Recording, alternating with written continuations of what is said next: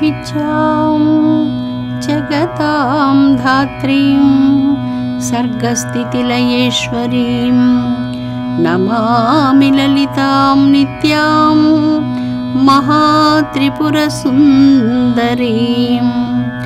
ॐ श्रीमात्रे नमः।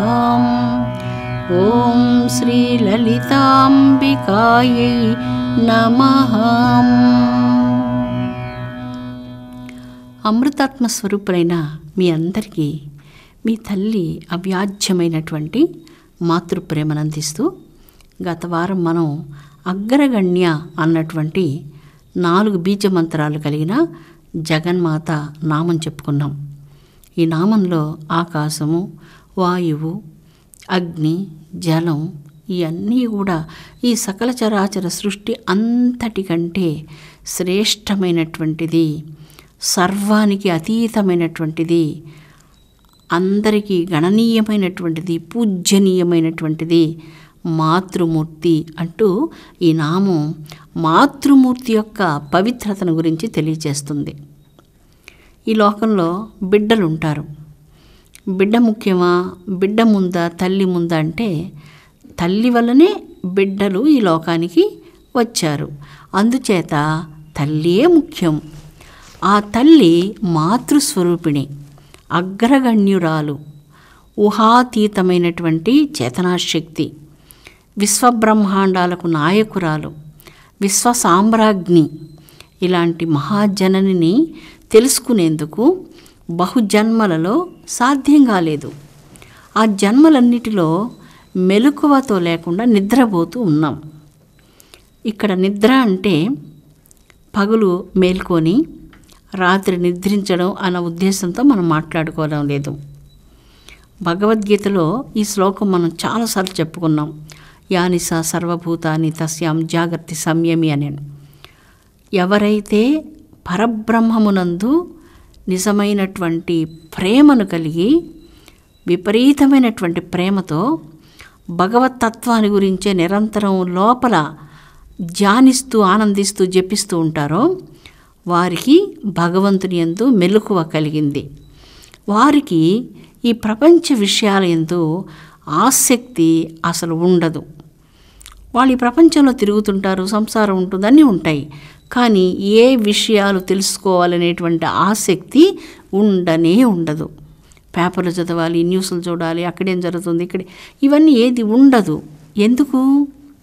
భగవంతుని యందు మేల్కొన్నారు, ప్రాపంచిక విషయాల యందు నిద్రిస్తూ ఉన్నారు. ఇది నిద్ర అంటున్నారు. ప్రాపంచిక విషయాల యందు నిరాసక్తతను నిద్రగా ఇక్కడ మనకు వేదాంతం తెలియజేస్తుంది. ఈ పరబ్రహ్మమయి సర్వాంతర్యామి, సర్వజీవుల యొక్క హృదయాల యందు ప్రకాశిస్తున్నటువంటి వెలుగు. ఈ వెలుగును అనుభూతి పొందినటువంటి వాళ్ళు ఈ దేశంలో యుగయుగాల నుంచి ఎందరో మహర్షులు జన్మించారు. భారతీయులకు అందరికీ ఈ మహర్షుల జీవన విధానం, ఆధ్యాత్మిక జీవన విధానం చాలా చిరకాలంగా పరిచితమైనటువంటిది, బాగా పరిచయం ఉన్నటువంటిది.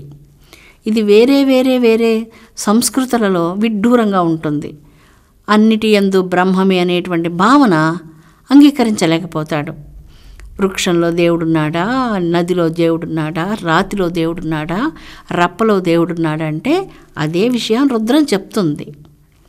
పచ్చగా ఉన్నటువంటి వృక్షాలన్నిటినీ చూచి ఆ పచ్చని వృక్షాలను భగవంతుని శిరోజాలుగా దర్శిస్తున్నారు.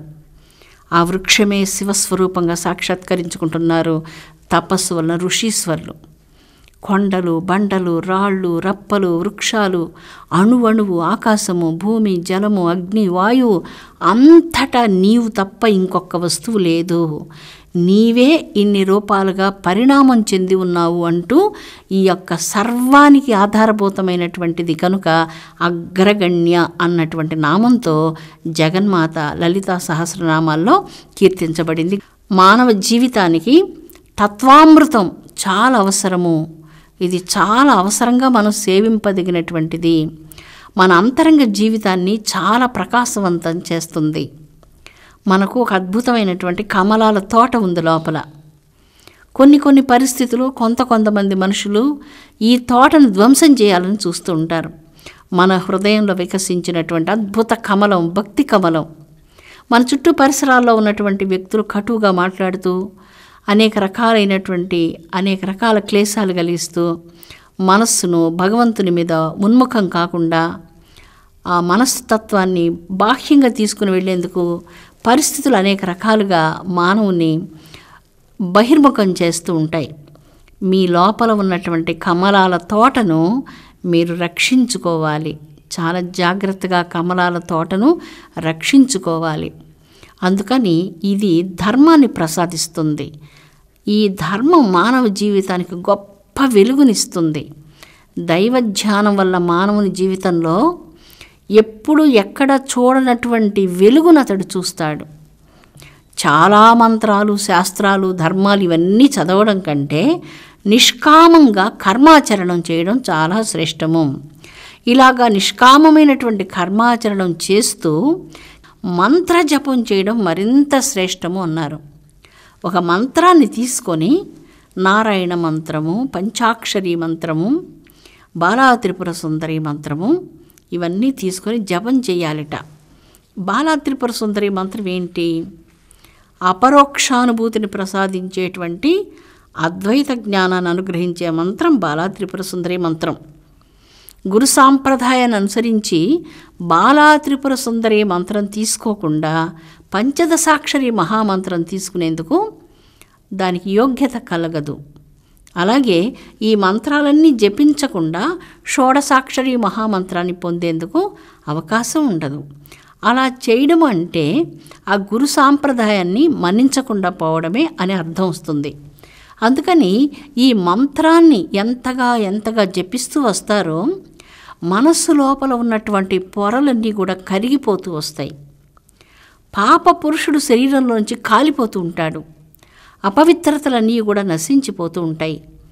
అగ్రగణ్య అంటూ లలితా సహస్రనామాలలో ఏ పరబ్రహ్మాని గురించి మాట్లాడారో ఆ పరబ్రహ్మాన్ని నేను దర్శించాలి అంటూ ఎంతోమంది యోగులు సర్వస్వాన్ని అలాగా తృణప్రాయంగా త్యజించి దైవం కోసం అరణ్యాల్లోకి, గుహల్లోకి, కొండల్లోకి ఎక్కడెక్కడికో వెళ్ళి ఘోరంగా తపస్సు చేసి ఆత్మానుభవాన్ని, ఆనందాన్ని అనుభవించారు. అలాంటి అనుభవాన్ని పొందాలని మీకు ఎప్పుడు అనిపించలేదా? ఈ సంసారం అనేటువంటి దాంట్లోనే నిరంతరం ఇలాగే కష్టపడుతూ ఉండాలి అన్నటువంటిది మనకు ప్రధాన అంశంగా ఉండకూడదు. ఎల్ల శరీరదారులకు ఇల్లు అను చీకటి నూతి లోపలంద్రెళ్ళక మీరు మేమనుచు మతిభ్రమణంబున భిన్నులై ప్రవర్తిల్లక ఈ సర్వమున్ అతని దివ్య కళామయమంచు విష్ణునందుల్లము చేర్చి తారడవి నుండుటయే మేలు. ఎంత విడిచిపెట్టి ఆ విష్ణునందు ఉల్లమును చేర్చి, మనస్సును చేర్చి అడవిలో ఉండడం మేలు అంటున్నాడు ఒక రాక్షస బాలుడు ప్రహ్లాదుడు, మహాభక్తుడు. 5 సంవత్సరాల వయస్సులోనే వానికి అంత జ్ఞానోదయం కలిగింది.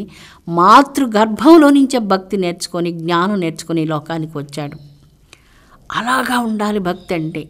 మధ్యలో మనం అక్కడ ఇక్కడ ఎవరైనా చదువుకొని వింటే ఎంత చదివినా ఇది మనకు వంట పట్టదు, ఎంత విన్నా ఇది వంట పట్టదు, విన్నంతసేపు కూడా ఉండదు. ఏమి నచ్చొచ్చారు ఈరోజు అక్కడ మీరంటే ఏదో విన్నాం కాలక్షేపం అంటారు. అది కాలక్షేపం కోసం వినేటువంటిదిగా ఉండకూడదు. ఇది అగ్రగణ్య అన్నటువంటి నామంలో మనల్ని మేల్కోవాలి అంటూ కోరుతుంది సనాతన ధర్మం. ఇలాగా వేదాలన్నిటినీ పారాయణం చేయడం కంటే నిష్కామంగా కర్మాచరణం మనం చేయాలి. నిష్కామమైనటువంటి ఆ కర్మాచరణాలు ఎన్ని మనం చేసినా జపం కూడా మనం చేయాలి.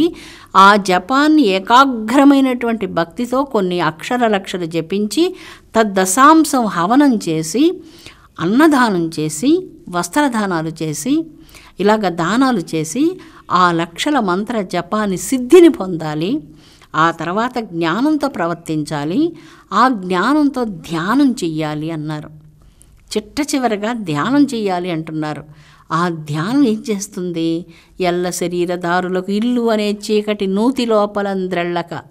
ఇల్లు అంటే చీకటి నూతి అని చెప్పేస్తున్నారు ప్రహ్లాదుడు. మన ఇళ్లను చీకటిగా ఉండే ఒక బావి అని చెప్పేశారు వారు. చీకటిగా ఉండే బావి లోపల నువ్వు కూర్చొని ఇక్కడ నుంచి అసలు బయటకే కదలకుండా ఎప్పుడు ఆ ఇంట్లోనే కూర్చొని, ఆ ఇంట్లో కూర్చోవచ్చు. ఏం చెయ్యాలి? భగవంతుని యందు మెలకువను కలిగి ఉండి మనం అక్కడ కూర్చోవాలి. అలా కూర్చోకుండా లోక వ్యవహారాల్లో నిరంతరం మనం మునిగి తేలుతూ కష్టపడుతున్నప్పుడు మనం భగవంతుని యందు నిద్రపోతూ ఉన్నాము. ఈ గాఢ నిద్ర నుంచి ఈ జన్మలోనైనా మనకు మెలకువ రావాలి అంటుంది అగ్రగణ్య నామం. ఈ నామం చాలా బహు మహత్తరమైనటువంటిదై ఆత్మజ్ఞాన సంపత్తిని మనం పొందాలి అంటూ మన జీవిత లక్ష్యానికి మార్గదర్శనం చేస్తూ ఉన్నది. ఇలాగా ధ్యానం చేయగా సమాధి అనుభూతిని పొందాలి. ఒట్టి ధ్యానం చేస్తే ఉపయోగం లేదు, సమాధి అనుభూతి కావాలి. ఆ ధ్యానంలో ప్రాణాయామం చేసి, ఈరోజు యోగా అంటూ ప్రపంచమంతా యోగా చేస్తున్నారు. యోగా అంటే యోగాసనాలు, ప్రాణాయామం అయిపోయింది అక్కడికి. అష్టాంగ యోగ మార్గాల్లో చెప్పినటువంటి ఈ యొక్క ధారణ, ధ్యానము, సమాధి ఇవన్నీ కూడా తక్కువగా చేసి ఎక్కువగా యోగాసనాలు, ప్రాణాయామం చేయడంతోనే ప్రపంచం అక్కడికి ఆగిపోయింది. అలా కాకుండా తీవ్రమైనటువంటి ధ్యాన సాధన చేసినప్పుడే ఈ మెలకువ నుంచి నీకు జ్ఞానోదయం కలుగుతుంది. ఆ జ్ఞానోదయంలో ధ్యానం చేస్తావు. ఆ ధ్యానంలో అద్భుతమైనటువంటి సమాధిని, అనుభూతిని పొందుతున్నావు. ఆ సమాధిలో ఏం కలుగుతుంది? ఆ సమాధిలో నేను అనేటువంటిది కరిగిపోతుంది, పూర్తిగా కరిగిపోతుంది. కేవలం బ్రహ్మం మాత్రం ప్రకాశిస్తుంది. అది అగ్రగణ్యమైనటువంటిది. అది సమస్త చరాచర సృష్టి అంతటా వ్యాపించి ఉన్నటువంటిది. అగ్రగణ్యమైనటువంటి ఆ బ్రహ్మ పదార్థమే ఆకాశంగా పరిణామం చెందింది, నక్షత్రాలుగా పరిణామం చెందింది. ఇలాగా సౌర కుటుంబంగా ఈ భూమి మీద ఉన్నటువంటి ప్రాణికోట్లుగా ఇవన్నీ తిరిగి ఏమవుతున్నాయి? ఏ విధంగా వేగంగా ప్రవహించే నదులన్నీ సముద్రాన్ని చేరుతున్నవి, అవి సముద్రంలో కలిసిపోతున్నాయి. సముద్రంలో కలిసిపోయిన ఏ గంగానదిని కూడా మనం మరలా వెనకకు ఎలాగా మరలించలేమో, అదేవిధంగా ధ్యానంలో సమాధి అనుభూతిని పొందినటువంటి ఈ శుద్ధాత్మ పరమాత్మ స్వరూపంగా ప్రకాశిస్తుంది. అదే అగ్రగణ్యమవుతున్నది. తన లోపల ఏ వెలుగునైతే తాను సాక్షాత్కరించుకుంటున్నాడో ఆ వెలుగే ఈ సమస్తమునందు భాసిస్తున్నది. ఈ సమస్తము కేవలం వెలుగుగా ఉన్నది, స్వప్రకాశంగా ఉన్నది, అప్రమేయంగా ఉన్నది అనేటువంటి అనుభవాన్ని, బ్రహ్మానంద సుఖాన్ని సాధకుడు అనుభవిస్తూ బ్రహ్మజ్ఞాని అవుతున్నారు. బ్రహ్మజ్ఞానులకు నిలయమైనటువంటి భూమి భారత భూమి. అలాంటి బ్రహ్మజ్ఞానులు వేలాది మంది, లక్షలాది మంది యుగ యుగాలుగా ఈ మట్టిలో జన్మించి ఈ మట్టిని చాలా పవిత్రీకరించారు. ఎంత పవిత్రీకరించారో మనం మాటలతో వర్ణించడం తరం కాదు. వాళ్ళందరూ ఎక్కడున్నారు ఇప్పుడు అంటే, వాళ్ళందరూ మన ముందుకు వచ్చి కనపడరు. మనం వాళ్ళని వెతకాలి. ఎక్కడ వెతకాలి? పెనుసుల క్షేత్రంలో కొండలున్నాయి. అక్కడ ఎన్ని గుహలున్నాయో, ఎంతమంది మహర్షులు ఉన్నారో, ఎంతమంది మహాత్ములు ఉన్నారో వారి కోసం నువ్వు తపస్సు చేస్తే వారు నీకు దర్శనమిస్తారు. నీకు ఆధ్యాత్మిక మార్గదర్శనం చేస్తారు, నిన్ను నడిపిస్తారు, నీకు జ్ఞానాన్ని ప్రసాదిస్తారు, స్ఫూర్తినిస్తారు. ఇలాగా ఎన్నో క్షేత్రాలు భారతదేశంలో ఉన్నవి. కోటప్ప కొండ ఉంది, తిరువణ్ణామలై, అరుణగిరి పర్వతాలున్నాయి, వింధ్య పర్వతాలున్నాయి, హిమాలయ పర్వతాలున్నాయి. ఇలాగ ఎన్నో పర్వతాలలో మహర్షుల యొక్క స్థావరాలు. ఇవన్నీ వారి తపోస్థానాలు. ఇవి పవిత్ర స్థానాలు. ఇలాంటి పవిత్ర స్థానాలకు మనం విలాసయాత్రలుగా వెళ్ళకూడదు అంటూ మన సనాతన ధర్మం మనకు చెప్తుంది. అక్కడికి ఎలా వెళ్ళాలి? తపోస్థానానికి పరమభక్తితో, ఆ మర్యాదతోనే మనం అక్కడికి వెళ్ళాలి. మీ ఇంటిలో ఒక శాంతియుత వాతావరణాన్ని సృష్టించాలంటే అందుకు మీరే ప్రధానమైనటువంటి వ్యక్తిగా నిలబడాలి. మీరు లలితా సహస్రనామం పారాయణం చేస్తున్నారా? మీ హృదయంలో ఉన్న ప్రేమ ఎదుటి వాళ్ళకి అద్భుతమైనటువంటి శాంతినివ్వాలి. కాబట్టి ఇవన్నీ కూడా లలితా సహస్రనామాల్లో ప్రేమ రూప, ప్రియంకరి, శాంతిమతి, ఈ నామాలన్నీ కూడా అమ్మవారు అగ్రగణ్యమైనటువంటి పరబ్రహ్మమయి శాంతిమతి, మతి లేనటువంటి మతులకు కూడా శాంతిని ప్రసాదించేటువంటి శాంతిమతి. ఆ శాంతిమతి నామం చేస్తూ ఉంటేనే శాంతి మీ హృదయాల్లో ఆవరిస్తుంది. అమ్మా, నీ పాదాల దగ్గర నేను ఒక చిన్న పువ్వులాగా పడిపోవాలి, నాకు భక్తి, జ్ఞానం, వైరాగ్యం, సమాధి అనుభూతి, అద్వైతానుభూతిని వీటన్నిటిని ప్రసాదించంటూ అడగాలి మీరు, అమ్మని అడగాలి మీరు, ధ్యానించాలి. అమ్మా నీ యొక్క అనుగ్రహం కావాలి. మహామాయువు నీవు, యోగ సాధకులైనటువంటి భక్తులను పరీక్షిస్తావు. నీ అనుగ్రహం ఉంటే నా కమలాల తోట రక్షించబడుతుంది. దాంట్లో ఎవ్వరికీ స్థానం లేదు. ఆ వికసించిన ప్రతి పుష్పాలు నీకోసమే. నీవు కుండలిని మండపంలో నుంచి పైకి లేచి స్వాదిష్టాన కమలం దాటి మణిపూర చక్రం దాటి హృదయ కమలంలోనికి రాగానే ఆ హృదయ పద్మం అంతా భక్తితో, జ్ఞానంతో, ఇలాంటి మకరంధాలతో నిండిపోతుంది. భక్తుడు దశవిధములైనటువంటి నాదాలను వింటూ అమ్మవారి యొక్క పాదాల రవ్వళిని, ఆ మొవ్వల సవ్వడులను వింటూ ఆనందానుభూతిని పొందుతూ ఊహాతీతమైనటువంటి బ్రహ్మానంద సుఖంలో ఓలలాడుతూ ఉంటాడు. అలాంటి బ్రహ్మానంద సుఖం ఎక్కడా? అలాంటి దివ్య అమృతం ఎక్కడా? ప్రపంచ విషయాలనే విషం గంజి ఎక్కడ? ఇది గంజి నీళ్ళు తాగడం లాంటిది.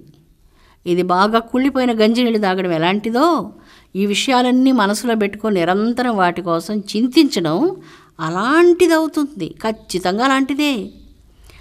ఊహాతీతమైనటువంటి జగదంబ పాదపద్మాలు కుండలిని శక్తి ప్రకాశిస్తూ హృదయ కమలం, విశుద్ధి కమలం, ఆజ్ఞాచక్రం దాటుతూ సహస్రారానికి చేరుకుంటుంది. అక్కడ అమృతాన్ని స్రవింపజేస్తూ షట్కమలాలన్నీ కూడా శరీరంలో ఉన్నటువంటి 72,000 నాడులు సమస్త ప్రపంచానంతటినీ అమృతంతో తడిపివేస్తూ యోగిని ఆనందానుభూతికి తీసుకుని వెళ్ళిపోతూ ఉంటుంది. ఇలాంటి ఊహాతీతమైనటువంటి ఆనందం ఎక్కడా? ఇది అమృతం కేవలం చాలా రోజుల నుంచి కుళ్ళిపోయినటువంటి గంజి లాంటి ప్రాపంచిక విషయాలు ఎక్కడ? అమృతాత్మ స్వరూపులారా, అగ్రగణ్య అగ్రగణ్య అన్నటువంటి నామంలో జగదంబ ఊహాతీతమైనటువంటి శక్తి. నీ అంతరంగంలో ఉన్న జగదంబను ఆత్మరూపిణిగా దర్శనం చేసి బ్రహ్మానంద సుఖాన్ని మీరు అనుభవించాలని మీ తల్లిగా కోరుకుంటున్నాను. స్వస్తి.